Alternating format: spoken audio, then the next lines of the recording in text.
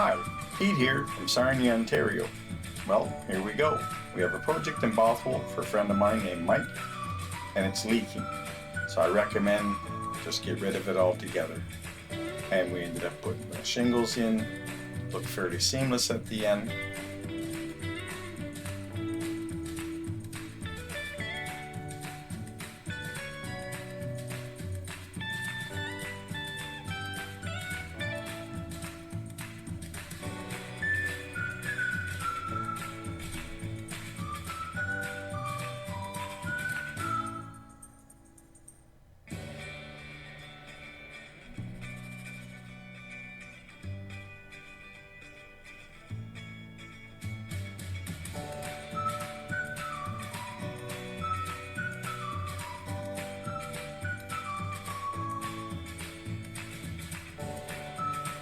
Once I had the structure down, I started to clean up and get prepared to put the shingles back.